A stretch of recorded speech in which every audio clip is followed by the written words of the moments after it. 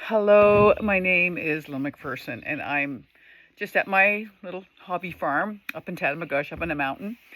And I wanted just to talk a little bit about what how I feel in nature and what nature does for me. It's so much, so I'll try to be short.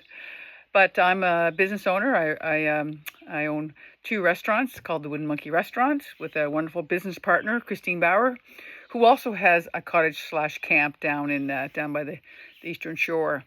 So we both have a refuge to go to. And nature to me, I'm a city person. I grew up in the cement world in Halifax. So I wasn't, didn't get as much country. I never went anywhere when I was a kid. We didn't really go anywhere in the country. We just stayed in town. We never went on vacation or anything. So this was a big deal for me. I bought this place when I was 50 years old, and I'm a pretty busy person. It's a very stressful business. And what this place does for me and going into nature completely transforms me and my energy system. I breathe deeper and better. I feel more relaxed. It kind of goes into the cellular level of me when I'm walking in the forest and being here. It's hard to get stressed when you're in a beautiful place in nature. And I'm reading Suzanne's book called Finding the Mother Tree. And now I know why. And I used to tell people all the time, well, I think we feel really good in nature because they say we're only 10% human and we're 90% of all bacteria in our bodies. And I thought, well, that's why we're relating when we go into the forest and the trees and for a walk in the park, because we don't even realize that we're connecting to nature because it's our bacteria connecting with their bacteria. And then I'm reading her book, and she actually says, and she's done some amazing studies on forest and what's going on underneath the forest. And it's really quite shocking and an amazing story.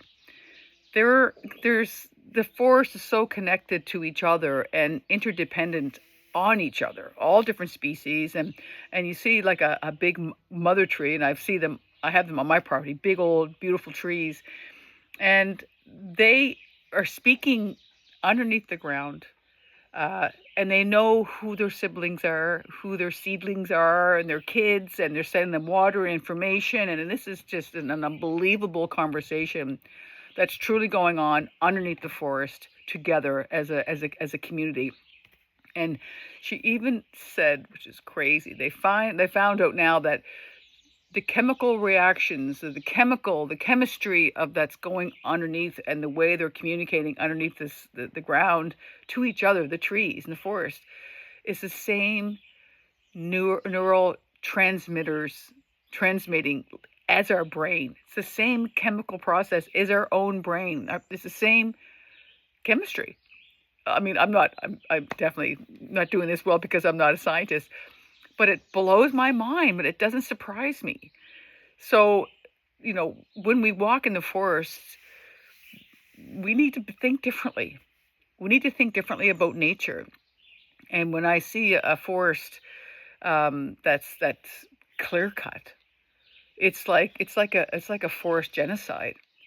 I mean, it really is, and I can't imagine the trauma that the trees are going through and the whole land is going through when this is all happening. And it's just, we just should be known in Nova Scotia as, we were the beginning of no more clear cutting in Nova Scotia. We could be known for that.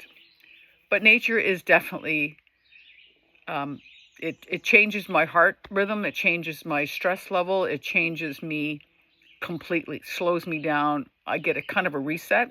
My business partner as well, really stressful. She goes to her camp. She's the same thing. I have to have nature in my life or I wouldn't be able to be healthy or survive, honestly. So I'm, challenging you all to look at the trees differently because they are their own community, just like us, and connecting with them and giving them a big old hug, be a tree hugger. And just wanted to tell you it's critically important for us to feel this way and to look at nature in a total different way. Anyway, come and join us and be a